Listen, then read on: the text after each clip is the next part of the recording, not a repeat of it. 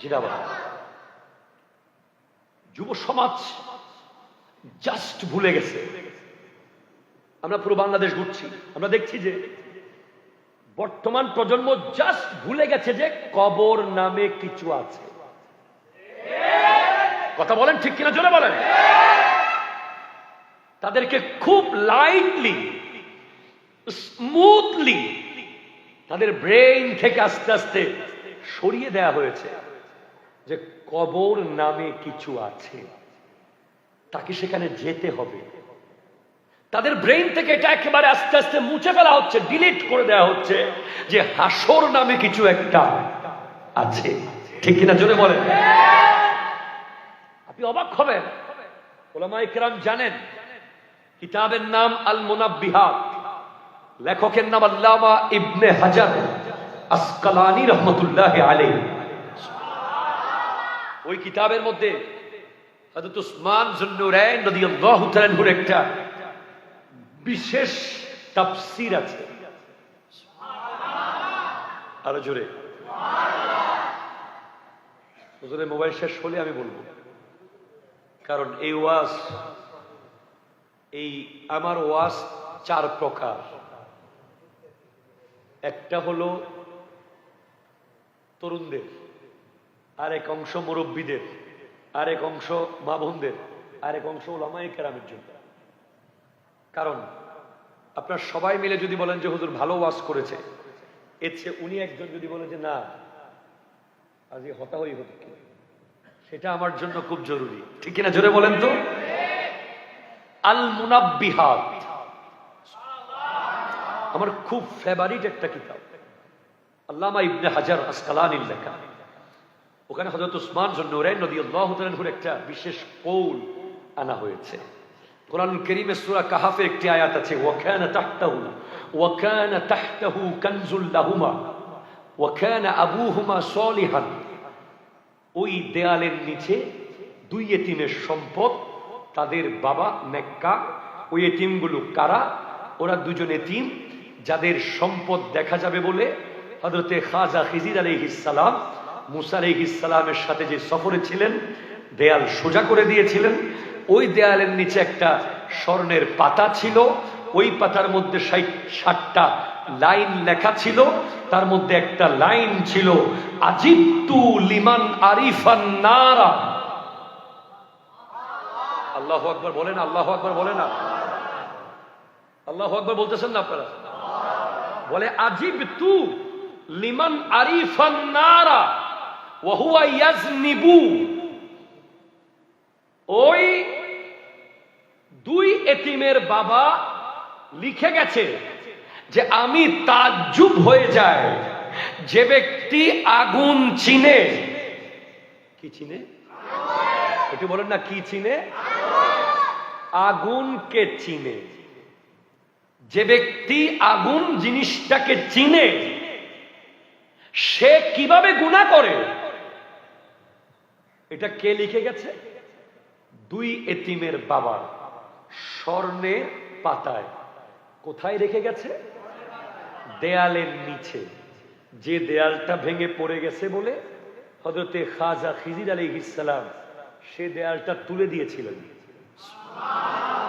মুসা আলাইহিস সালাম আর খিজির আলাইহিস সালামের সফরে ঘটনা শুনছেন না? ওখানে একটা নৌকা ফুটা করে দিয়েছিলেন খাজা খিজির, একটা বাচ্চাকে মেরে ফেলেছিলেন। আরেক এলাকায় গিয়ে ওরা কোনো মেহমানদারি না করার পরেও এটা দেয়াল, ভাঙ্গা দেয়াল তুলে দিয়েছিলেন। ওই দেয়ালের নিচে স্বর্ণের একটা পাতা ছিল, ওই পাতার মধ্যে 60টা লাইন লেখা ছিল। এই কথা বলছেন কে? হযরত উসমান যুন্নুরাইন রাদিয়াল্লাহু তাআলা। কোন কিতাবে আছে? আল মুনাব্বিহাত। বলতেছে আজিবতু লিমান আরিফান নারা ওয়া হুয়া ইয়াদনিবু।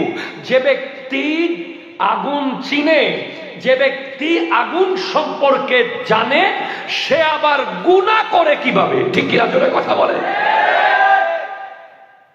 ওই এতিমের বাবা দুই এতিমের জন্য লৌহুম মিনাজ যাহাব, স্বর্ণের পাতা রেখে গেছে।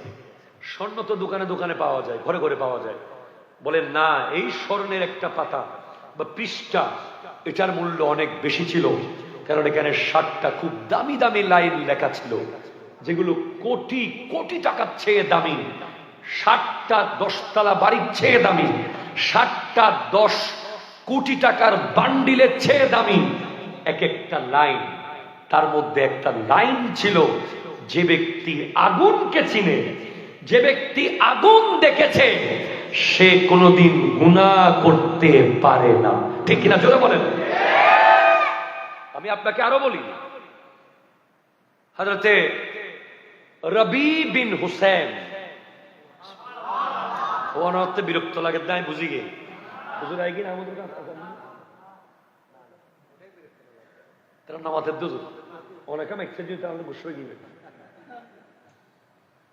রবি বিন হুসেন একজন তাবেঈ। তাবেঈকে মান লাকিয়া সাহাবা ওয়া মাতা আলাল ঈমান, যিনি সাহাবায়ে কেরামকে দেখেছেন কপালের চোখে আর ঈমানের উপর ইন্তেকাল করেছেন, তারা হলো তাবেঈ। উনি ওনার ঘরের বেডরুমে কবর করেছেন। আপনি যদি এখন আজকে মাহফিল থেকে গিয়ে বাসায় গিয়ে ঘরের বেডরুমে কবর করা শুরু করেন, আপনার বিবি আপনাকে শিকল দিয়ে বেঁধে পাবনা দিয়ে আসবে, অথবা পুলিশ ডেকে এনে আপনাকে জেলে ঢুকাই দিবে। অথচ আল্লাহর প্রিয় বান্দারা কেমন ছিলেন। রবি বিন হুসেন উনি ওনার ঘরের ভিতরে কবর কুড়েছেন। যখনই ওনার আল্লাহর ধ্যান থেকে ধ্যান সরে যেত, দুনিয়াবি বিন্দু পরিমাণ খেয়াল আসত, উনি কবরটা খুলে ভিতরে ঢুকে লাশের মতো শুয়ে উপরে দরজা বন্ধ করে ওখানে কাঁদতেন। কোথায়? কবরের ভিতরে কাঁদতে কাঁদতে কাঁদতে। গুনাহ করে নাই, গুনার খেয়াল এসেছে, অথবা আল্লাহর ধ্যান থেকে সরেছে মন, দুনিয়ার দিকে আসতে চেয়েছে মনটা। এতটুকুতেই উনি এমন তওবা করতেন কবরের ভিতরে ঢুকে গিয়ে। এবং সর্বশেষ যখন মনে হতো যে বোধহয় তওবা, চোখের পানি শেষ, এবার বোধহয় আল্লাহ আমাকে মাফ করবে, তখন উনি কবর থেকে উঠতেন। তবে উঠতে উঠতে নিজেকে নিজে বলতেন, রবি হাযা মাররাতুন আখার, হাযা মাররাতুন আখার, এটা শেষবার, পরের বার তুমি আর কবর থেকে উঠতে পারবে না। নিজেকে নিজে বলতেন, তুমি এবার শেষবারের মতো কবর থেকে উঠতে পারতেছো, আবার কিন্তু আরেকবার যখন তুমি কবরে ঢুকবা, তুমি কবর থেকে উঠতে পারবে না। তখন তাকে জিজ্ঞেস করা হয়েছে, কে আপনাকে এত আল্লাহওয়ালা বানালো? কি দেখে আপনি ঘরের ভিতরে কবর করলেন? মানুষ কবরস্থানের জায়গা ঠিক করে না, বিল্ডিং বানায়। ঠিক কিনা জোরে কথা বলেন না। কবি বলেছে, বিশ্ববিখ্যাত কবিরা বলেছে যে, আহা আমুররু আলাল মাকাবিরে কুল্লাহিন, প্রতিদিন আমি কবরস্থানের পাশ দিয়ে যাই, ওয়ালা আদরি আইয়ুল আরদে কবরি, কিন্তু আমি জানি না কোন জমিতে আমার কবর হবে। ঠিক কিনা বলেন তো? আপনারা সবাই জানেন কোন জায়গায় আপনার বেডরুম হবে। ঠিক কিনা বলেন তো? আপনারা সবাই জানেন আপনার বাবার অবর্তমানে অথবা আপনার দাদার অবর্তমানে কোন জায়গায় আপনার কিচেন রুম হবে, কোন জায়গায় আপনার ড্রয়িং রুম হবে, কোন জায়গায় আপনার ওয়াশরুম হবে, কিন্তু আপনি জানেন না যে কোন জায়গায় আপনার কবর হবে।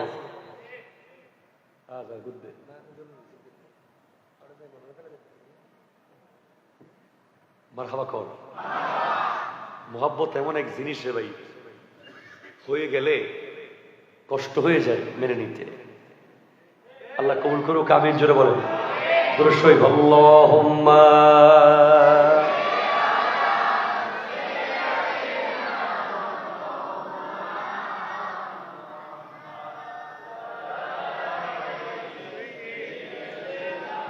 মা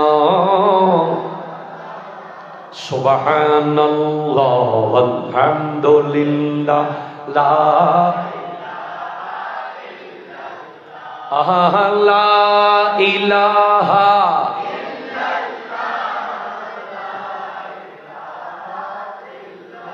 একটু জোরে সুবহানাল্লাহ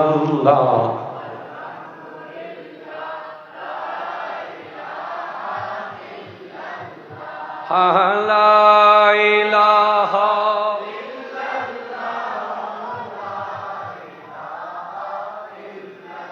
একটু চিৎকার দিয়ে বলেন তো সুবহানাল্লাহ। আমুররু আলাল মাকাবিরে কুল্লা হিন, কি দামি কবিতা লিখেছে কবি। আমি প্রতিদিন কবরস্থানের পাশ দিয়ে হাঁটি, ওয়ালা আদরি আইয়ুল আরদে কবরি, তবে আমি জানি না যে কোন জমিটা আমার কবর হিসেবে বাজেট করা হয়েছে। আমরা জানিও না, জানতেও চাই না। বলেন, গত 7 দিনের ভিতরে নিজের কবর নিয়ে ভেবেছেন একটা লোক? হাত তোলেন। গত 7 দিনের ভিতরে আমার কবরটা কোন জায়গায় হলে ভালো হয়, কোন কবরস্থানে হবে, আমার পারিবারিক কবরস্থান কোনটা, আমি এখন মারা গেলে আমার ছেলে পেলে কোথায় কবর দেবে, এটা নিয়ে ভেবেছেন কেউ? আছেন? অথচ আপনি অবাক হবেন, কিছুদিন আগে কিশোরগঞ্জের প্রায় 90 বছরের কাছাকাছি এক বুড়া মানুষ, উনি ওনার 4 দিনের জিয়াফত খাওয়াই ফেলছে মানুষকে। সুবহানাল্লাহ বলতেছেন। গরু মহিষ জবাই করে একদম প্রায় 1010 মানুষকে খাওয়াই দিছে জিয়াফত। বলে এটা কিসের খানা? বলে আমি মারা যাওয়ার পরে যে জিয়াফত হবে ওটা আমি আগে খাওয়াই দিচ্ছি। বলে কেন? বলে কারণ আমি মারা গেলে আমার জিয়াফত যদি কেউ না করে, আমার যে জিয়াফত আমার পরিবার করবে এটার তো কোনো গ্যারান্টি নেই। কথা জোরে কোন না, ঠিক কিনা জোরে বলেন না। এটা গ্যারান্টি নাই বলতে 100তে 100 গ্যারান্টি নাই এমন না। যারা নেককার সন্তান রেখে যাবে তারা তো করে। এরপরেও 4-5 ভাই যদি থাকে, এখানে কত যুদ্ধ চলে, আছে না নাই? যেই ঘরে দেখবেন 3-4 ভাই আছে, বাবার জিয়াফতের জন্য তুই দিবি না আমি দেব, আমি দিবি না তুই দিবি, এটা করতে করতে শেষে দেখা যায় এত বড় জিয়াফতটা এত বড় হয়ে যায়। যেটা হওয়ার কথা ছিল 20টা গরু দিয়া, সেটা হয়ে গেছে 2টা ছাগল দিয়া। শুধু ভাইয়ে ভাইয়ে দ্বন্দ্ব না। খবরদার, এই কাজ আপনি করবেন না। আপনার বাবা সারা জীবন কৃষি কাজ করে, দিনমজুরি করে, অফিসে গিয়ে চাকরি করে, দোকান দিয়ে কত কষ্ট করে আপনাকে বড় করেছে। অন্তত মৃত্যুর পরে তার জন্য যদি আপনি ইসালে সওয়াবটা না করেন, আপনি বেওয়াফা সন্তান। ঠিক কিনা জোরে কথা বলেন। আর আপনি যদি আপনার বাবার জন্য না করেন, তাহলে এই আইলের পানি ওই আইলে যাবে না। দেখবেন যে ঠিক আপনার সন্তানও আপনারটা করবে না। তো ওই ব্যক্তিটা মৃত্যুকে কতটুকু মেনে নিয়েছে, কতটুকু নিশ্চিত হয়েছে যে আমি তো মরে যাব। ঠিক কিনা জোরে বলেন। এজন্য ওনার জিয়াফত উনি মরার আগে করে ফেলেছেন। এরকম ইন্তেকালের আগে পৃথিবীতে বহু মানুষ বহু কাজ করেছেন, ইন্তেকালের পরের কাজ আগে করেছেন। যেমন হযরতে ফাতেমাতুজ জাহরা রাদিয়াল্লাহু তাআলা আনহা, ওনার ইন্তেকালের গোসল উনি আগে করে ফেলেছেন। এইভাবে আপনি দেখবেন বাংলাদেশে বহু জেলায় বহু মানুষকে আমরা দেখেছি যে নিজের কবর নিজে কুড়ে রেখে দিয়েছেন।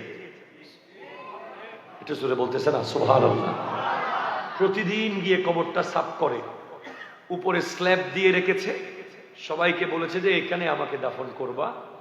আরো কত মানুষ আছে আপনি দেখবেন যে আলমারিতে কত দামি দামি জিনিস, খবর নাই, হঠাৎ দেখবেন আপনার দাদা অথবা আপনার জ্যাঠা অথবা আপনার চাচা আলমারির ভিতর থেকে ছোট্ট একটা থলে বের করেছে। দেখবেন ওই থলে এমন ভাবে বের করতেছে মনে হচ্ছে ওখানে 10 ভরি স্বর্ণের অলংকার আছে। দেখবেন না, ওখান থেকে 3টা সাদা সাদা কাফনের কাপড় বের করতেছে, বলতেছে আমি যখন প্রথমবার ওমরায় গিয়েছিলাম সেই কাপড়টা আমি রেখে দিয়েছি, আমি যখন হজে গিয়েছিলাম সেই কাপড়টা আমি রেখে দিয়েছি। ও আমার নাতি, ও আমার ভূত, আমি মারা গেলে এগুলো দিয়ে আমার কাফন দিস। ঠিক কিনা জোরে কথা বলে? এই সাইনগুলো যাদের কাছে আছে খেয়াল করেন, যারা কাফনের কাপড়কে রেডি করে রাখে, যারা নিজের কবরের জায়গা ঠিক করে রাখে, যারা নিজের জিয়াফতের জন্য ওসিয়ত করে যায়, যারা ইন্তেকালের পরে জানাজা কে পড়াবে আলেমের নাম বলে যায়, ঠিক কিনা শুনে বলেন না, ওসিয়ত করে যায়, যারা গোসল কে করাবে, দাফন কে করবে, কবর কে কুড়বে। ইদানিং কালে আমাদের দেশে আমরা যারা কবর কুড়ে তাদেরকে আমরা খুব স্যালুট করি, সম্মান করি, তাদের প্রসঙ্গে আমি সব সময় কথা বলি, কারণ তারা নিঃস্বার্থভাবে কাজ করে, ঠিক কিনা? আবার ইদানিং মাঝে মাঝে দেখা যাচ্ছে কবর কুটতেছে, ভিতরে আবার সিগারেটও খাচ্ছে।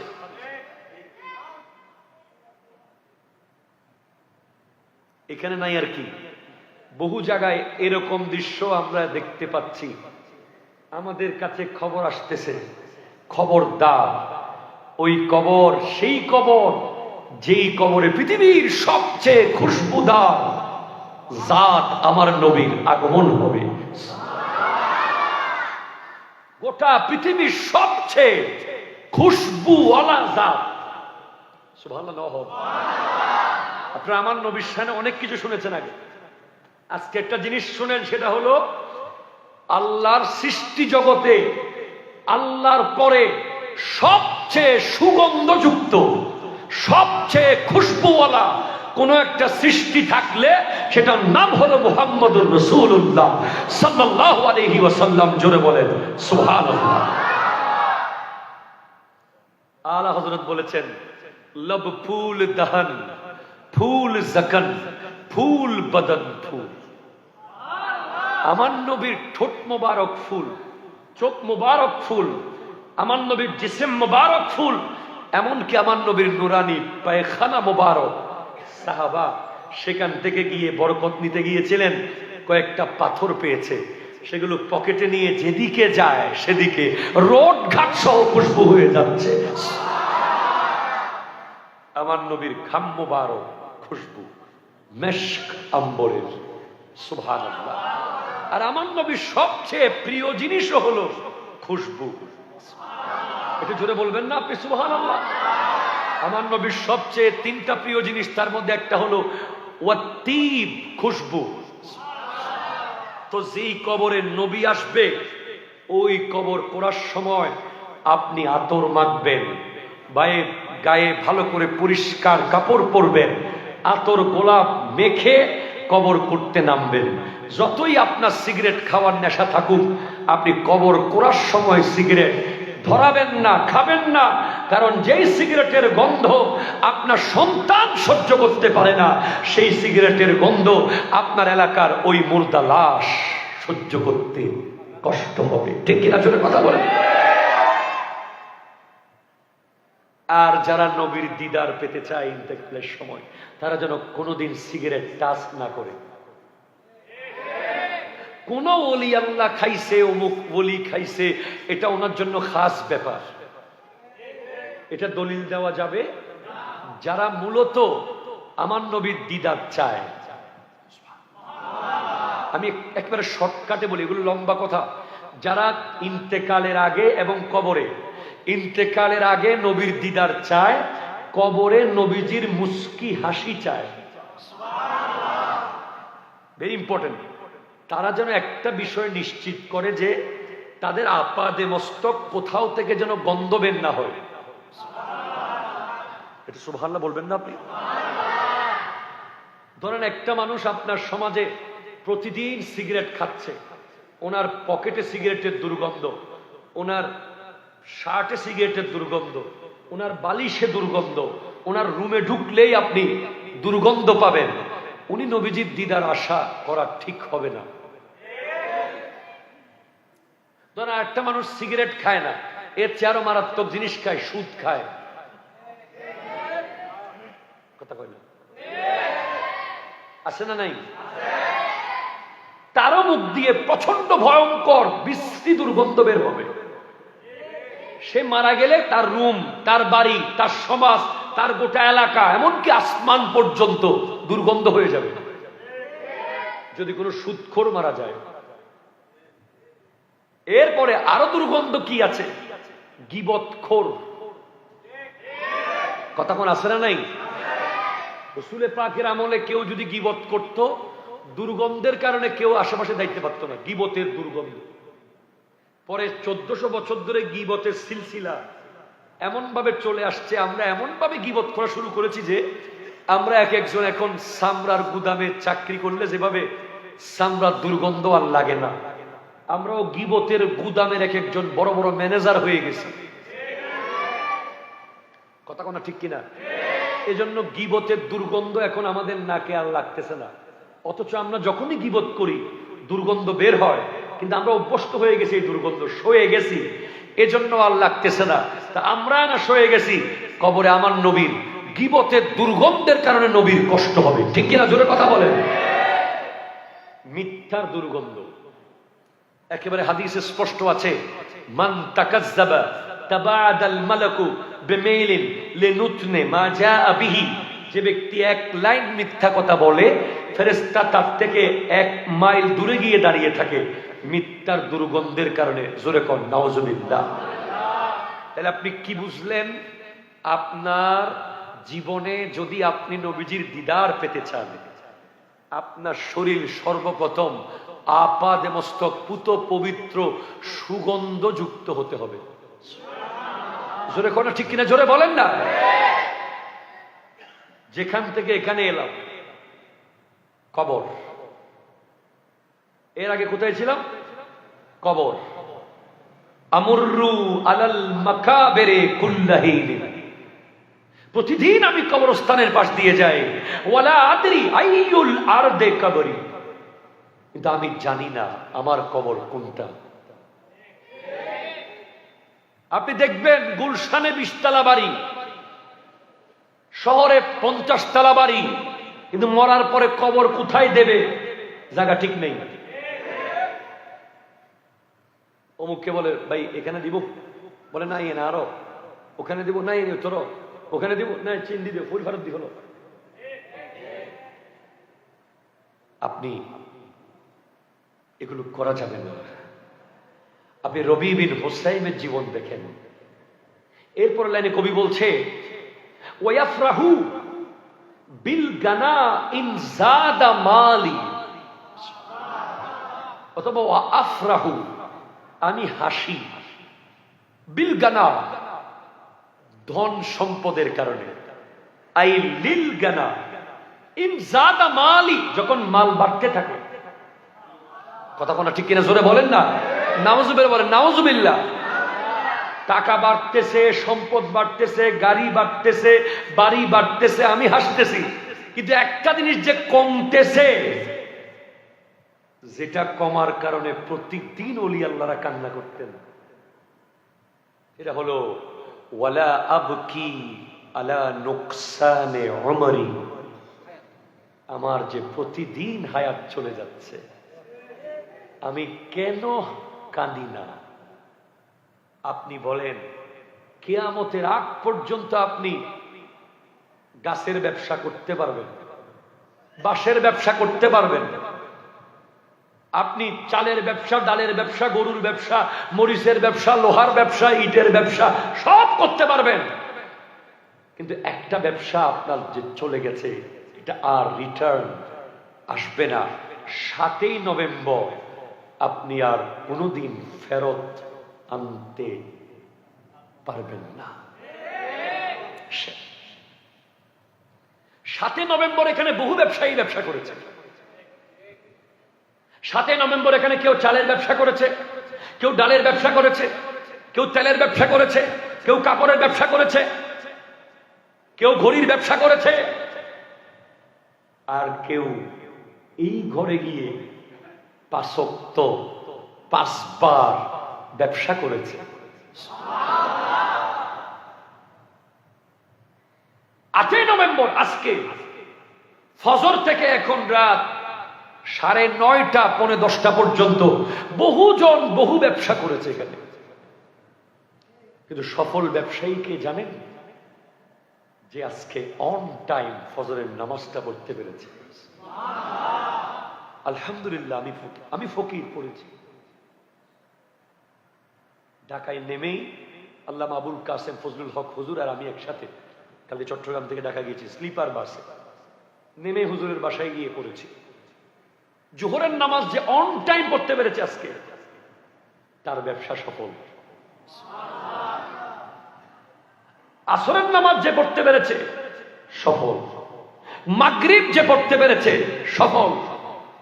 আল্লাহর দরবারে কোটি কোটি শুকরিয়া, মাগরিব পর্যন্ত আল্লাহ আমাকে পড়িয়েছেন। ইনশাআল্লাহ আপনাদের মাহফিল শেষ করে আসা পড়ব। এই যে আজকে সারাদিনে যারা এক ওয়াক্ত নামাজও পড়ে নাই, সে যদি 10,000 কোটি টাকার ব্যবসাও করে, সে লুজার, সে লুজার, সে লুজার। ঠিক কিনা জোরে কথা বলে? তার কোনো ফায়দা হয় না। কারণ 10,000 কোটি টাকা কবরের উপরে থেকে যাবে। আসল ব্যবসায়ী সে যে কবরের ভিতরের ব্যবসা করতে পেরেছে। উপরে কথা আছে, সুখে থাকলেও মরে যাব, দুঃখে থাকলেও মরে যাব। ঠিক কিনা জোরে বলেন না? বিরিয়ানি খাইলেও মরে যাব, শাক খাইলেও মরে যাব, পাক্কা ঘরেও মরে যাব, বেড়ার ঘরেও মরে যাব, আমেরিকায়ও মরে যাবে, আনোয়ারায়ও মরে যাবে। সবার মৃত্যু হবেই। ঢাকা না গিয়ে পারবেন, দুবাই না গিয়ে পারবেন, আমেরিকা না গিয়ে পারবেন, ইভেন আনোয়ারা থেকে চট্টগ্রাম নিউ মার্কেট না গেলেও জীবন চলে যাবে, কিন্তু কবরে না গিয়ে কোনো উপায়। ঠিক কিনা জোরে জোরে বলেন? সেজন্য কবির কথা, হাই হাই হাই, বিশ্ববিখ্যাত স্কলার আল্লামা শেখ সৈয়দ আহমদ শাহ মুদ্দাজিল্লুহুল আলী ইবনে তাহির শাহ, আর জন্য বলেন না সুবহানাল্লাহ, সুবহানাল্লাহ, সুবহানাল্লাহ। উনি আমাদের হায়াতকে একটা টানেল বানিয়েছেন।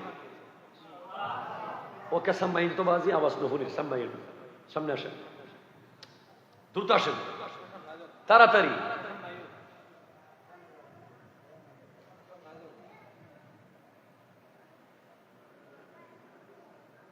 যুবকরা চলে আসো, মুরব্বীদের কষ্ট হলে। পিছনে অনেক ছেলে দায় বসতে পারছে না, চলে আসেন। দর্শক পড়েন আল্লাহুম্মা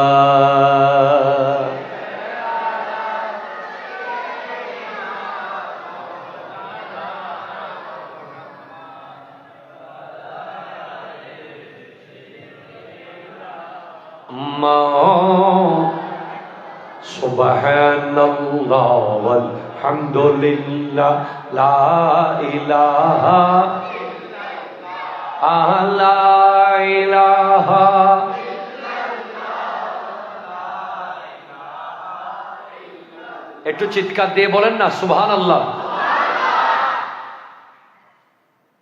একটা জিনিস বুঝে যান, টানেল টানেল টানেল টানেল। আমি এয়ারপোর্ট থেকে টানেল দিয়ে এসেছি। Tunnel, Karnaphuli tunnel. উনি বলছেন our life is like a tunnel. সুবহানাল্লাহ জোরে বলেন। যার হায়াত 80 বছর, তার টানেলটা একটু লম্বা বেশি। যার হায়াত 60 বছর, তার টানেল একটু ছোট। যার হায়াত 50 বছর তার টানেল আর একটু কম। এখন টানেল কি হয়েছে হুজুর? বলে দুইটা দল টানেলের ভিতর দিয়ে যাচ্ছে। কয়টা দল? ধরেন গোটা পৃথিবীর মানুষকে দুই দলে ভাগ করলেন, একবার যেতে পারবে। কয়বার?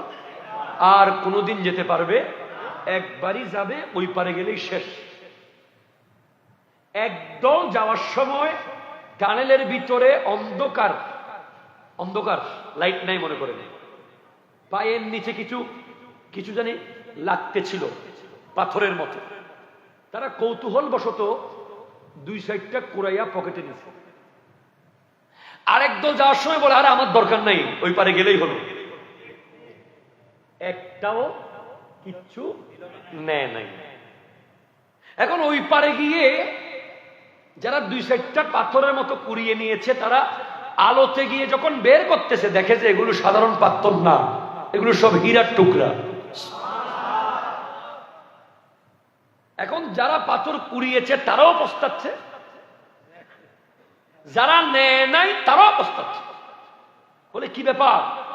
যারা নিয়েছে তারা বলছে আমার পকেট তো বহুত বড় ছিল, আর দুইটা কেন বেশি নিলাম না? নামাতের হতানো হোক, হতানো হোক। আমার পকেট তো অনেক লম্বা ছিল, আরেকটা পাথর বেশি নিলে তো এটা বিক্রি করে আরো 1 মাস পরিবার চলতে পারত। ঠিক কিনা? জোরে কথা বলে। আর যারা একটাও নেয় নাই, যদি একটা নিতাম, অন্তত যদি উগ্র পাথর লইতাম, অন্তত আগামী 1টা বছর ইবে বেশির হাইট দেখতাম। তো কিয়ামতের মাঠে যারা নামাজ পড়েছে তারাও পস্তাবে, যারা পড়ে নাই তারা কি পস্তাবে এটা আমার বলার কিচ্ছু নাই। যারা পড়েছে তারা শুধু পস্তাবে এজন্য, ইস এশার নামাজের 2 রাকাত নফল তো পড়ার টাইম ছিল, আমার তো কোনো কাজই ছিল না, শুধু শুধু দৌড় দিলাম। কথা জোরে কয় না? ঠিক কিনা? জোরে বলে না। ইস আসরের 4 রাকাত সুন্নাত পড়ার সময় তো আমার হাতে ছিল, আমি শুধুমাত্র বন্ধু বান্ধবের সাথে আড্ডা দেওয়ার জন্য, চার দোকানে চা খাওয়ার জন্য, মোবাইলে গেম খেলার জন্য, ফেসবুকিং করার জন্য, অনলাইনে জুয়া খেলার জন্য আমি পড়ি নাই। ঠিক কিনা? জোরে কথা বলেন। আফসোস, কেন আর 2 রাকাত বেশি পড়লাম না? শুক্রবারের 2 রাকাতের মুসল্লিরা হুঁশিয়ার। আমি জুমার নামাজের পরে তাকিয়ে থাকি ভাবে মিম্বর থেকে কে কে যাচ্ছে, তারে আমি ধরে ধরে আলাদা আলাদা করে আবার বুঝাই। ওরে ধরো, দাঁড়াও, তোমার লগে কথা আছে, দুপুরে খাইয়া যাবে আমার সাথে। তুমি কি সুপ্রিম কোর্টের কোন লয়ার? না হুজুর, তো তোমার মামলা দেরি হয়ে যাচ্ছে মনে হচ্ছে, শুক্রবার তো কোর্ট বন্ধ। তোমার মা কি আইসিইউতে আছে? কই না হুজুর। তোমার বিয়ের জন্য কি তোমার ওই বিবিকে সাজিয়ে উকিল বাপ কি বসে আছে? দৌড় দিলা যে, তুমি এমন ভাবে দৌড় দিছো মনে হয়েছে জেলখানা থেকে এইমাত্র সারা পাইছো। জুমার নামাজের পরে পোলাপাইন এমন ভাবে দৌড় মারে 2 রাকাত পরে, মনে হয় যে 60-70 বছর পর জেলখানা থেকে মাত্র সারা পাইল। একটা বিষয় মাথায় নেন প্লিজ। আচ্ছা, আপনি তাড়াহুড়োটা করছেন কার সাথে? আপনি বাংলাদেশের সর্বোচ্চ ব্যক্তি, বর্তমানে ধরেন রাষ্ট্রপতি অথবা প্রধান উপদেষ্টা, ওনার সামনে গিয়ে আপনি তাড়াহুড়ো করতে পারবেন? আপনাকে বাইরাইয়া হাড্ডি ভাঙিয়ে ফেলবে। ঠিক কিনা বলেন না? আপনাকে ধরেন পুলিশের একজন ওসি নিয়ে গেছে রুমে, আপনি সেখানে বলতে পারবেন স্যার বহুত ব্যস্ত আমি? চুপ বলবে যে। ঠিক কিনা? জোরে বলেন না। আপনাকে সেনাবাহিনীর একজন মেজর নিয়ে তার রুমে বসাইলো, আপনি কি দেরি হচ্ছে দেরি হচ্ছে দেরি হচ্ছে বলতে পারবেন? সাহস আছে? আপনি আল্লাহর সামনে আল্লাহকে বলতেছেন যে আমি বড় অফিসার, আমার অনেক কাজ। আপনি আল্লাহকে বলতেছেন, মানে আল্লাহর সামনে থেকে আপনি চলে আসতেছেন কিভাবে? সালামটা ফিরাইয়া মোনাজাতটা করতে পারেন নাই। এরপরে নিজে নিজে যখন নামাজ পড়েছেন, 2 রাকাত নামাজ পড়েছেন 2 মিনিটে, মনে হচ্ছে যেন 4G স্টাইল, 5G, মনে হয় তরকারি মুরগি আদার খাইতেছে। আছে না নাই? বুলেটের মতো নামাজ। তো আপনি এত স্পিডে নামাজ পড়লেন, আপনি দেখাইলেন কাকে? সামনে কে? আল্লাহ। আন তা'বুদাল্লাহা কাআন্নাকা তারাহু ফাইন লাম তাকুন তারাহু ফাইন্নাহু ইয়ারাকা। তুমি তোমার রবের সামনে এমন ভাবে দাঁড়াও যেন তুমি আল্লাহকে দেখছো। যদি আল্লাহকে তুমি না দেখো, আল্লাহ তোমাকে অবশ্যই দেখছে। আপনি আপনার প্রিন্সিপালের সামনে তাড়াহুড়া করতে পারেন না, আপনি আপনার বসের সামনে তাড়াহুড়া করতে পারেন না, আপনি আপনার চেয়ারম্যানের সামনে তাড়াহুড়া করতে পারেন না। ঘন্টার পর ঘন্টা আপনি কথা বলতেই থাকেন। আপনি আপনার দেশের প্রধানমন্ত্রীর সামনে, প্রধান উপদেষ্টার সামনে, পুলিশের প্রধানের সামনে, র্যাবের প্রধানের সামনে আপনি তাড়াহুড়া করতে পারেন না। আপনি আল্লাহর সামনে তাড়াহুড়া করলেন। বিবেক, বিবেক কি প্রশ্ন? আপনি উস্তাদের সামনে তাড়াহুড়া, উস্তাদ আপনাকে জোতা কুলে মারবে। আল্লাহ তো চাইলে আসমান ভেঙে ফেলে দিতে পারে, কিন্তু আল্লাহ ফেলে না। আল্লাহ দয়া করতেই আছে, ঠিক কিনা? জোরে বলেন। তো ওই পাথর যে নিয়েছে সে পস্তাচ্ছে, আরেকটা কেন বেশি নিলাম না। যে নেয় নাই সে পস্তাচ্ছে, ইস যদি একটা নিতাম। কিয়ামতের দিন ওই ব্যক্তিরা পস্তাবে। কি কারণ দেখাবে যুবক তুমি আল্লাহর সামনে? আজকে ফজরের নামাজ তুমি যে পড়ো নাই, তুমি আগুনে জ্বলেছিলে, তুমি তোমার কম্বলের নিচে ঘুমিয়েছিলে না, তুমি মূলত আগুনে জ্বলেছিলে। এই জ্বলানি তুমি এখন দেখো নাই, এটা তুমি দেখবে। আমার বিষয় আগুন নিয়ে চলতেছে। কিন্তু এক ওলি আল্লাহর দরবারে এক মুরিদ গিয়ে বলে, হুজুর আমার পোলারে ফজরের নামাজ আমি তুলতে পারি না কোনো মতে, এমন একটা ওষুধ দেন যেন তারা তুলতে পারি। আল্লাহর ওলি বলে, তোমার ঘরে আগুন লাগাই দাও। সুবহানাল্লাহ বলে না? হুজুর আগুন লাগাই দিব মানে ঘর জ্বালাই দিব? হ্যাঁ আচ্ছা, ধরো আগুন যদি লাগে, তোমার ছেলে কি ফজরের টাইমে ঘুমাবে? ঘুমাবে? বলেন ঘুমাবে? বলেন না হুজুর। তো কেমনে তুলবা? কয় বিছানা সহ টাইনা বাইর করে ফেলামো। ঠিক কিনা? বলে তাহলে তুমি বুঝো, তোমার বাড়িতে যদি আগুন লাগে, এই আগুনের চেয়ে 1000 কোটি গুণ, 70 গুণ ভয়ানক আগুন জাহান্নামের আগুন। যতক্ষণ তোমার ছেলে নামাজের টাইমে বিছানায় ঘুমায়, ততক্ষণ সে মূলত জাহান্নামের আগুনে জ্বলে। জোহরের টাইমে যে নামাজ না পড়ে যখন আড্ডা মারে, সে আগুনে জ্বলে। আসরের টাইমে জ্বলে, মাগরিবের টাইমে জ্বলে। আরে ভাই রে, নামাজ যদি কেউ ইচ্ছে করে কাজা করে, 80 হাতবার আগুনে জ্বলতে হবে।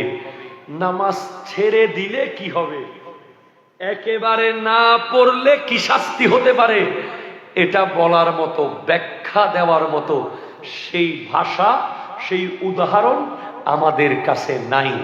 ইচ্ছে করে কাজা করলে, মানে পরে পড়ে দিছে, তার শাস্তি হলো 80 হাতবা আগুনে জ্বলা। আর একেবারে যে পড়ে না, সে তো কাফের হয়ে গেছে হয়তো। নবীজি বলেছেন, আল ফারকু বাইনাল ইসলাম ওয়াল কুফর আস-সালাত। ইসলাম এবং কুফরির মাঝখানে পার্থক্য হলো নামাজ। জোরে বলেন না সুবহানাল্লাহ। দরুদ পড়েন আল্লাহুম্মা।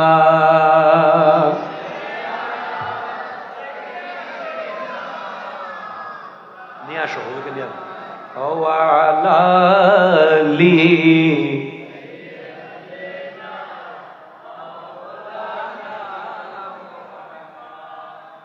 সুবহানাল্লাহ ওয়ালহামদুলিল্লাহ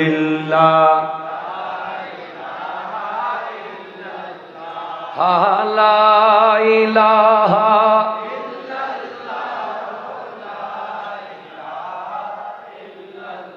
একটু চিৎকার দিয়ে বলেন তো সুবহানাল্লাহ। তাইলে কিয়ামতের মাঠে যারা নামাজ পড়েছে 80 বছরে তারা পস্তাবে, আমরা পস্তাবো, আমি নিজেও পস্তাবো হয়তো, যে ওই দিন কেন নফল নামাজটা পড়লাম না। আর যারা একেবারে পড়ে নাই তাদের পস্তানি কি হবে আল্লাহ জানে। ঠিক না? তাহলে বলেন আমরা আগুন থেকে বাঁচতে চাই কি চাই না? ওই যে রবি বিন হুসাইন, ওনাকে জিজ্ঞেস করা হয়েছে কোন জিনিস দেখে আপনি নিজের বেডরুমে কবর খুললেন? উনি বলে আমি কামারের দোকানের আগুন দেখে। আসসালামু আলাইকুম। আপনারা কি কামারের দোকান দেখেছেন? কে কে দেখেছেন হাত তোলেন তো।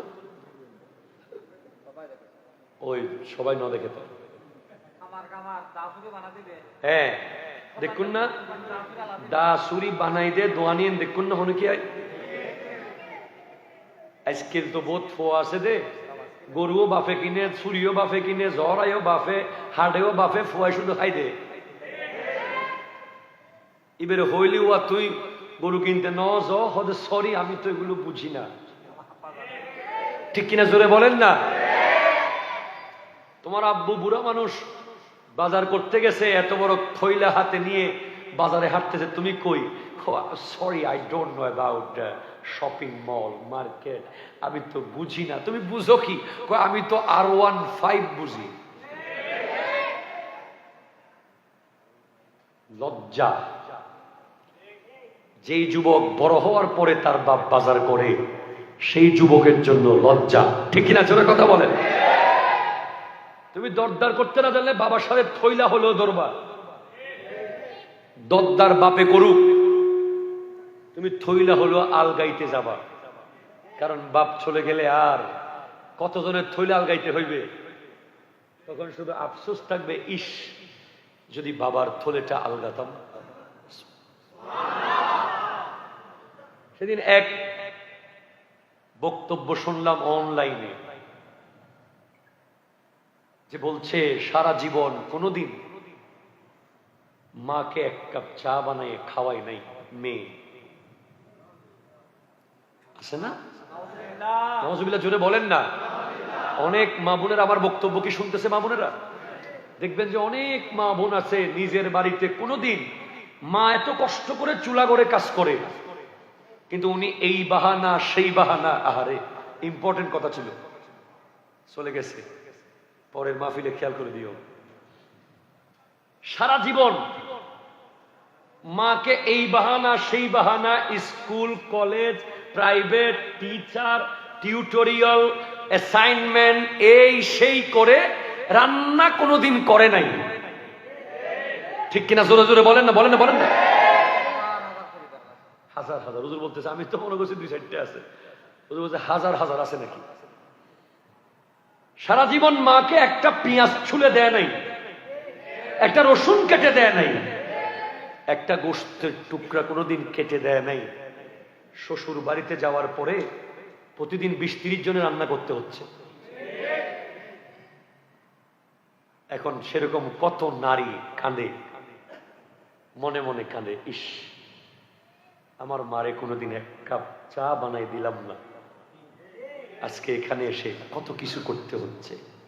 সেরকম বহু পুরুষও আছে সারা জীবন বাপে বাজার করছে, বাপে গরু কিনছে, বাপে গরু জবে করছে, বাপে সব করছে, পরে পোলায় এখন বসের গরু কিনে। কথা কয় না, ঠিক কিনা কথা কয় না? কার গরু? বসের গরু, বসের গাড়ি, বসের বাড়ি। বস ফোন করে, কই আছেন অমুক সাহেব, যান হাটে যান, একটা গরু নিয়ে আসেন। জি জি sir sir sir sir sir sir sir. ঠিক কিনা জোরে বলেন। এই দিন যেন আফসোস করতে না হয়, বাবা মাকে হেল্প করবেন যাতে নিজেকে নিজে শান্তি দিতে পারেন যে আমি আমার বাবার কাছে করেছি, মায়ের কাছে করেছি। ঠিক কিনা জোরে কথা বলেন।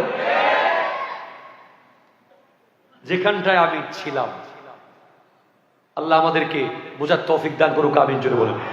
ও কামার, কি মার? কামারের দোকান চেনে কিনা জিজ্ঞেস করছি, যে কারণ বেশিরভাগ ছুরি দা কোরবানের আগে মুরব্বীরা কিনে, পোলা পাই রেডিমেড কোরবানের দিন লইয়া কি কিনুন দে দৌড়। চাইনিজ এখন স্মার্ট অনলাইন বাইরে যেন না, এন লইন্দু ইন আপডেট ন এন আগর যুগুর কাটতে দিলে কয় আমি এটা দিয়ে পারবো, আমি তো আপডেট চাইনিজ গুলো দিয়ে কাটি। ঠিক কিনা জোরে বলেন না। এই অনলাইন বের হয়ে এখন কামারের দোকান আস্তে আস্তে বিলুপ্তির পথে, কারণ বিভিন্ন রকমের অনলাইনে মানুষ এখন নিয়ে আসতেছে, কামারের দোকান পর্যন্ত আর যাচ্ছে না। তো রবি বিন হুসাইন বলে, আমি যেদিন কামারের দোকানে দেখলাম এত বড় মোটা লোহা মাত্র 30 মিনিট যখন পুরাইছে গলে গেছে, তখন আমি ভাবলাম আমার গা তো অনেক নরম, আমার চামড়া তো অনেক নরম, যেই লোহাকে মাটির সাথে বাড়ি মেরে বাঁকা করা যায় না, যেই লোহাকে দা দিয়ে কূপ দিলে কাটা যায় না, সেই লোহা যদি দুনিয়ার আগুনে পুড়ে গলে যায়, আমি জাহান্নামের আগুন কেমনে সহ্য করব? এই ভয়ে উনি কবর করেছেন নিজের বেডরুমে। যখন মন খারাপ হতো, ওনার কাছে গুনার খেয়াল আসতো, উনি কবরে ঢুকে যেতেন। আমরা তো কবর করতে পারবো না, আমাদেরকে পাগলাগারো দিয়ে আসবে। আর কবর করবো করতে গিয়ে, আমার বাসা হলো 9 তলায়, কবর খুললে তো নিচের তালা দেখা যাবে। কথা বলে ঠিক কিনা? আমরা কি করতে পারি? আমাদের কিছু কাজ করা দরকার। আল্লামা সৈয়দ মোহাম্মদ তৈয়ব শাহ কেবলা রহমতুল্লাহ নাম শুনেছেন, যিনি গাউসিয়া কমিটি বাংলাদেশের প্রতিষ্ঠাতা। উনি যুব সমাজের উদ্দেশ্যে 2টা কথা বলেছেন। বলেছেন, যখন তুমি প্রচন্ড গুনাহ করতে থাকবে, তোমার মধ্যে অহংকার আসবে, লোভ আসবে, হিংসা আসবে, মাদক জুয়া, তুমি যখন অন্ধ হয়ে যাবা, দিন থেকে সরে যাবা, মসজিদ থেকে সরে যাবা, শেষ পর্যন্ত বাঁচার জন্য 2টা জায়গায় যাবা। একটা হলো তুমি হাসপাতালের আইসিইউতে যাবা, আরেকটা হলো তুমি তোমার বাড়ির কবরস্থানে যাবা। তুমি হাসপাতালের আইসিইউর 12 নম্বর ওয়ার্ডের দরজা দিয়ে তাকিয়ে তাকিয়ে দেখবা যে তোমার মতো কত মানুষ, পালোয়ান, সমাজের শ্রেষ্ঠ বীর, মুখে অক্সিজেন মাস্ক লাগিয়ে রাখা হয়েছে। তাকে 1000 কোটি টাকা দিলেও সে লাথি মারতে চাচ্ছে সেগুলোকে।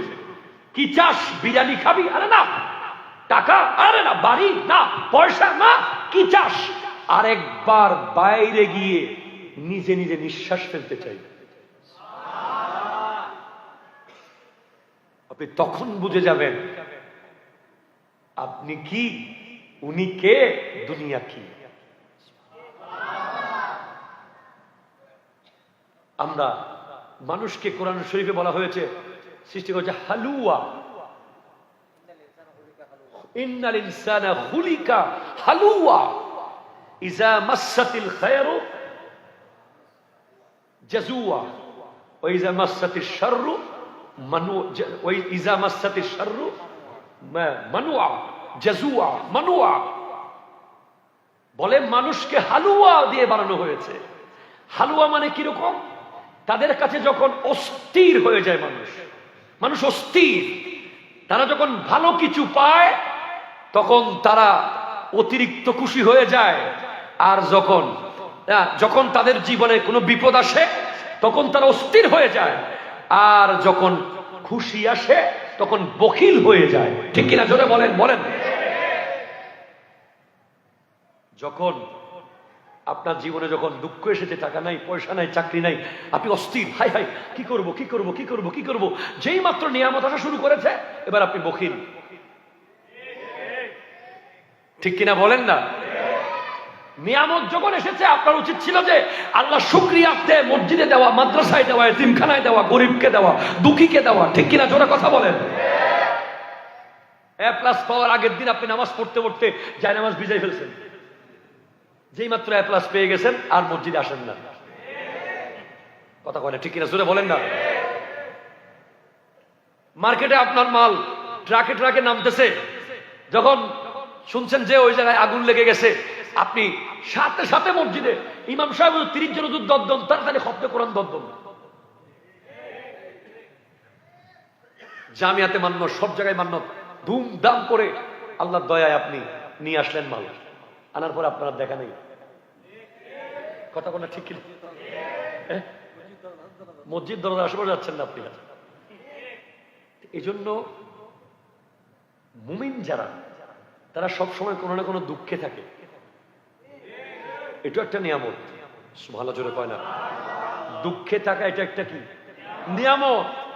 দুঃখে থাকলেই সে নামাজে যায়, আল্লাহকে ডাকে, বলে যে আমার তো আল্লাহ ছাড়া কিছু নেই। ঠিক কিনা? জোরে বলে। ধরেন আপনার পরিবারের কেউ অসুস্থ, আপনি প্রতিদিন মসজিদে এসে নামাজে দোয়া করতেছেন, আল্লাহ শেফা নসিব করো, আল্লাহ আমার মারে তুমি সুস্থ করে দাও, বাপরে সুস্থ। দেখুন সবাই সুস্থ হয়ে গেছে, একদম ফুরফুরা হয়ে গেছে, আল্লাহ আমার জন্য নামাজ তো মাফ হয়ে গেছে। ঠিক কিনা? জোরে বলেন না।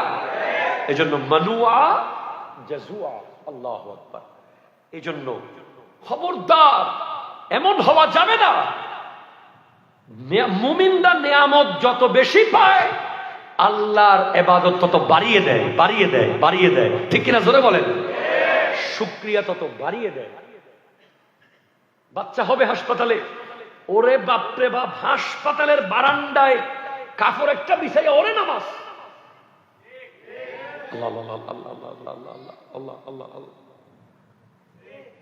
বিরুদ্ধে খবর আসছে বাচ্চা হয়ে গেছে, মাশাআল্লাহ, মিষ্টি নিয়ে আসেন। আর জোহরের নামাজে তাকে দেখি নেই। এমন হওয়া যাবে না, এমন হওয়া যাবে না। খবরদার এমন হওয়া যাবে না। মনে রাখবেন, আগুন থেকে কি আমরা বাঁচতে চাই? চাই। চান? শিওর। 10টা জিনিস আমল করবেন। এক, মুখস্থ করেন। পারবেন তো ইনশাআল্লাহ? পারবেন তো?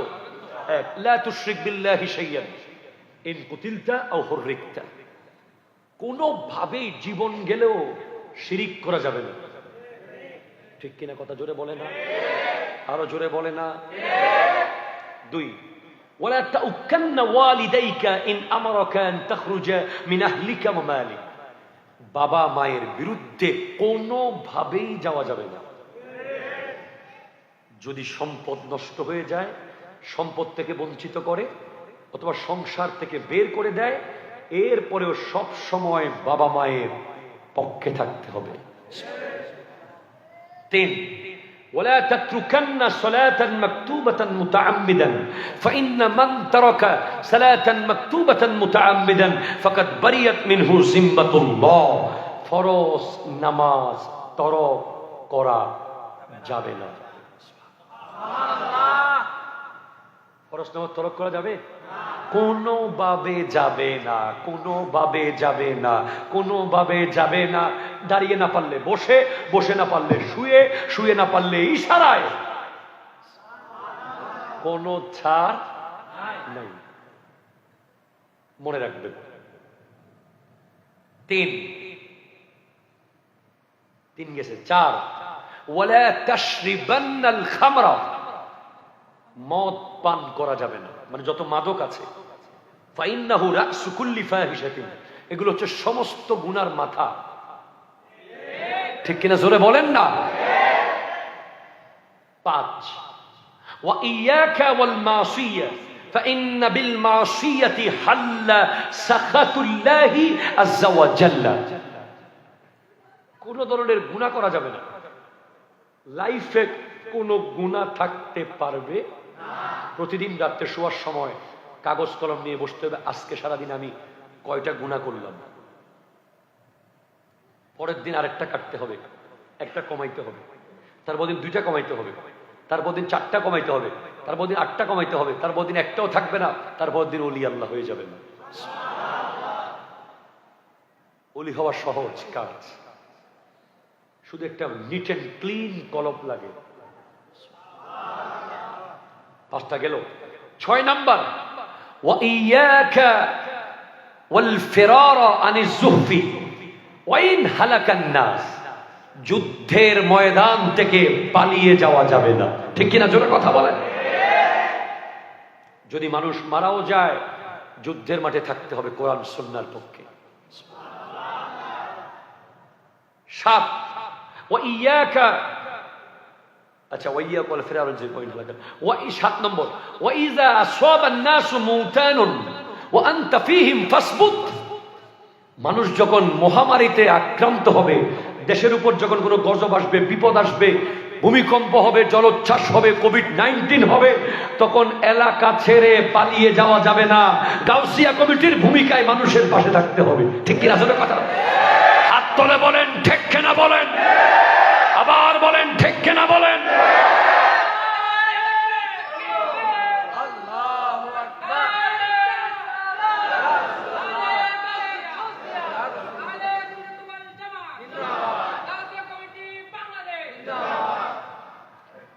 এরপরে বলা হচ্ছে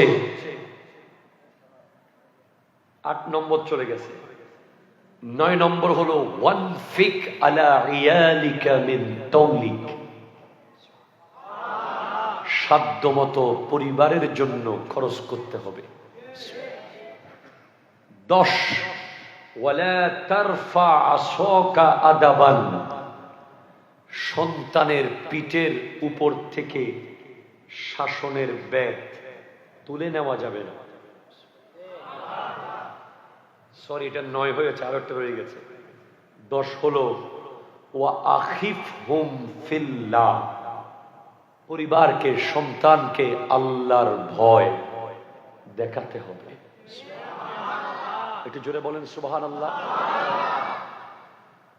বর্তমান সময়ে আপনি গার্জিয়ানদেরকে দেখবেন, পোলাপাইন নিয়ে আধা ঘন্টা বসলেই অন্দি জাগায় না, আরো গাছিবে তোর জমিয়েন তোরার কথা কয় না, ঠিক কিনা? জোরে বলে না। অন্দিয়ান দখল করে ফেলাইস, ইন্দি জমিন আর ফাইম, ইন্দি রাস্তায় আর ঢুকি গি, ইন্দি 1 ইঞ্চি আরো ফাইম, অন্দি হাডিবে হালিবে আরো আছে না নাই? এগুলোই চলে শুধু না, এগুলো না।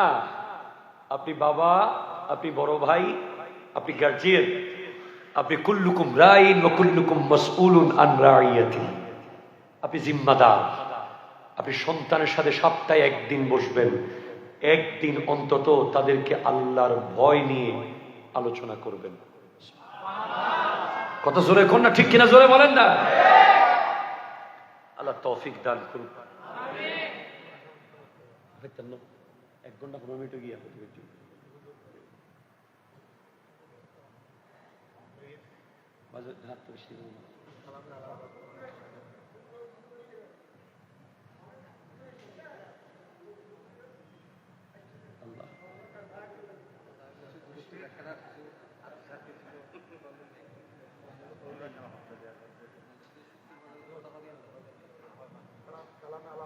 আল্লাহ।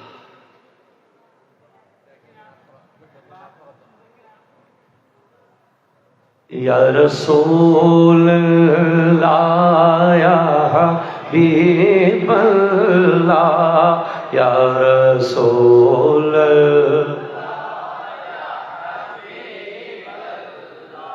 ইয়া রাসূলুল্লাহ ইয়া হাবিব ইয়া রাসূল ইয়া হাবিবাল্লাহ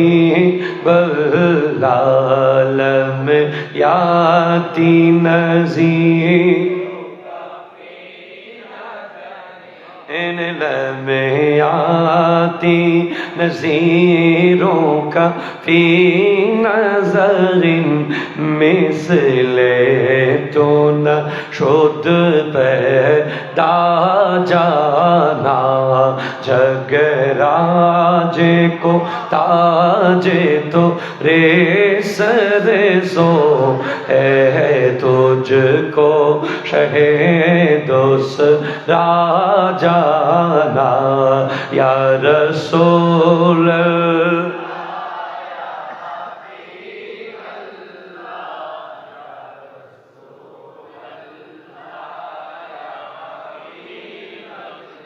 अल बहरो आला वल मौजो तगा मन बेकस तूफा होश रुबा मन बेकस तूफा होश रुबा मंज धार में हो बिगड़ी है हवा मंज धार में ओ बिगड़ी है हवा मोरी नैया पार लगा जाना या रसूल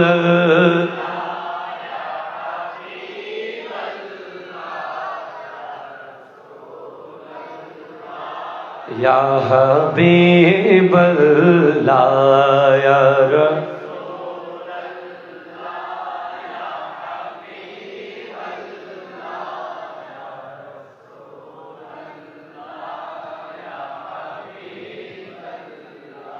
চিৎকার দিয়ে বলেন সুবহানাল্লাহ। তাহলে আগুন থেকে বাঁচতে হলে এই 10টা বিষয় আমল করতে হবে, ঠিক কিনা জোরে বলেন তো?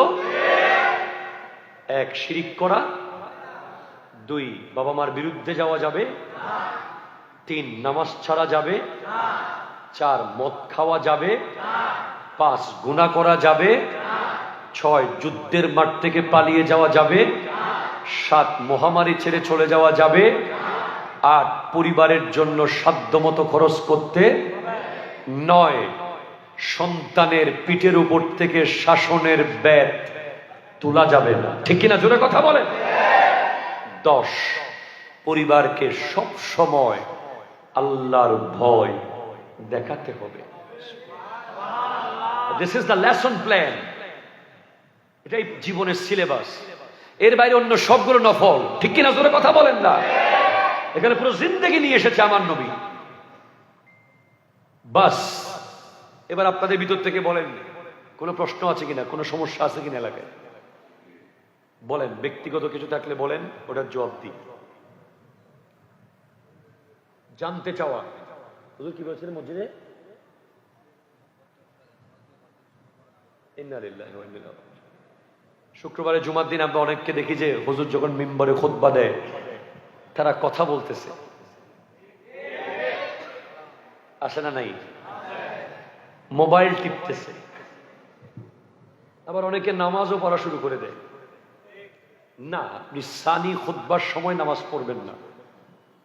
যদি নামাজ নেহায়ত রয়ে যায় আপনি খুতবায়ে আউয়ালের মধ্যে শেষ করে ফেলতে হবে। আর মসজিদে কথা বলা এটা কত ভয়ঙ্কর। আবার নবী বলেছেন, মান তাকাল্লামা বিকালামিদ দুনিয়া ফি খামসাতি মাওয়াদি' আখবাতাল্লাহু আনহু বিইবাদাতি 40 সানাতান। যে ব্যক্তি 5 জায়গায় দুনিয়াবি কথা বলবে তার 40 বছরের কামানো সওয়াব নষ্ট হয়ে যাবে। 1 ফিল মসজিদ, কোথায়? আরো জোরে কোথায়? 2 ফি তিলাওয়াতিল কোরআন, কোরআন তিলাওয়াতের সময়। 3 ফি ওয়াক্তিল আযান, আযানের সময়। 4 ফি মাজলিসিল উলামা, আলেমের মজলিসে। আমাদের সমাজে অনেক পাওয়ারফুল ব্যক্তি আছে যারা খতিব সাহেব থেকে মাইক নিয়ে কথা বলা শুরু করে, ঠিক কিনা কথা জোরে বলেন না। খতিব সাহেবকে মাঝখানে বসায় দিয়া কয় আমার কথা আছে, এটা করা যাবে না। 5 ফি জিয়ারাতিল কুবুর, কবর জিয়ারতের সময় দুনিয়াবি কথা বলা যাবে না। নেক্সট কারো কিছু জানার আছে? আল্লাহ, দেখেন গাউসিয়া কমিটি চাইলে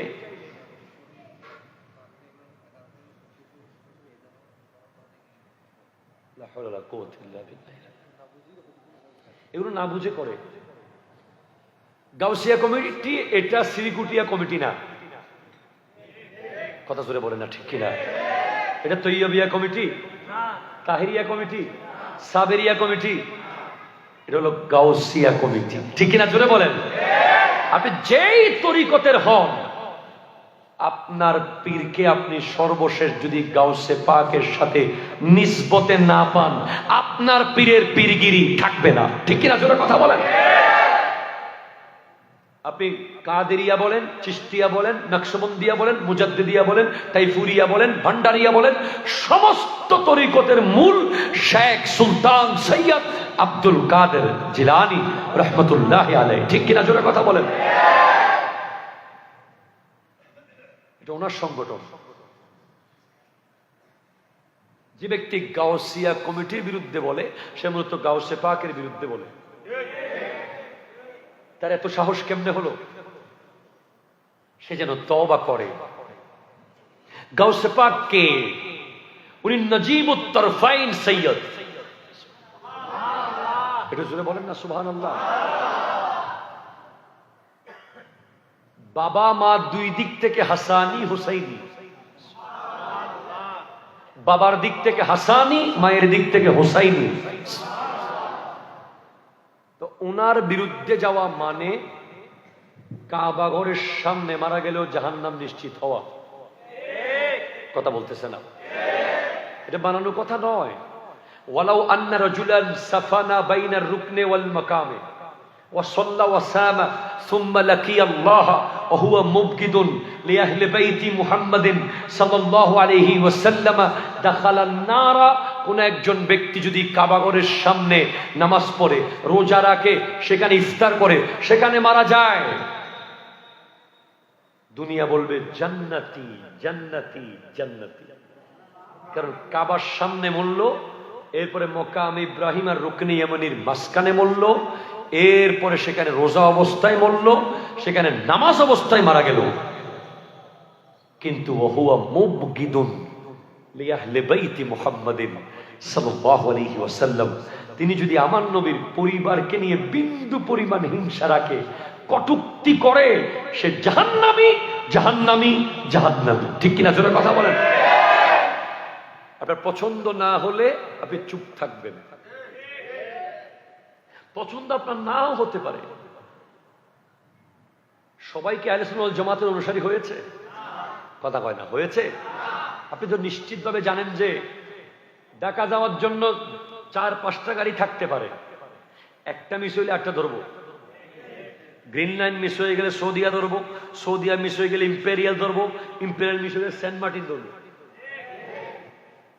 বিমান ইউএস বাংলা মিস হয়ে গেলে বিমান বাংলাদেশ ধরবো, সেটা মিস হয়ে গেলে ইয়ার এক্সট্রা ধরবো, সেটা মিস হয়ে গেলে নব ইয়ার ধরবো, ঠিক কিনা? ধরে বলেন না। কিন্তু জান্নাতে যাওয়ার জন্য গাড়ি শুধু একটাই, ওটার নাম আহলে সুন্নাত ওয়াল জামাত, ঠিক কিনা? জোরে কথা বলো। আর গাউসিয়া কমিটি একটা রশি, যেই রশি পথভ্রষ্ট যুবককে বেঁধে এনে আহলে সুন্নাতের গাড়িতে তুলে দেয়।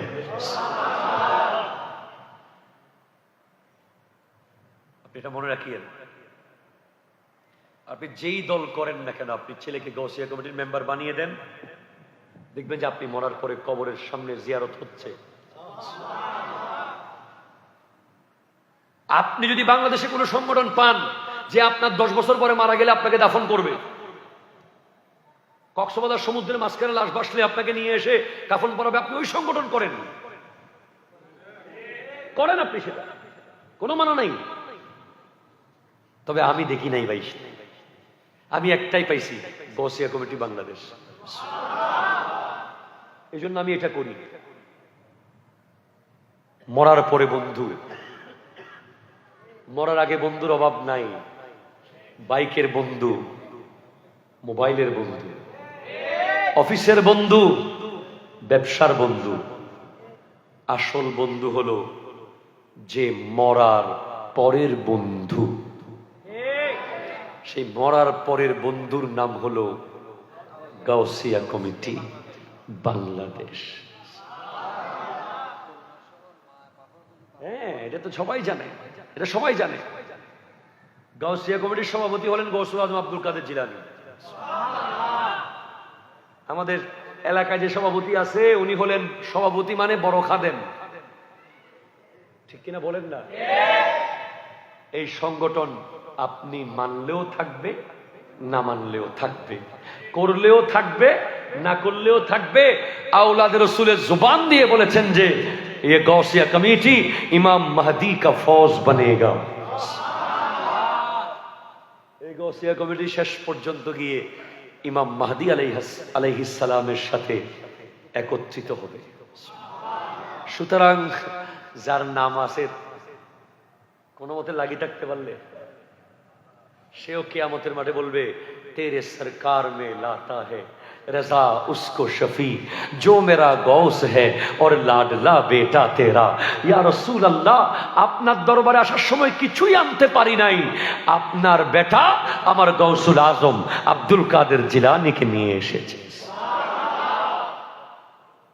আল্লাহ বুঝার তৌফিক দান করুক।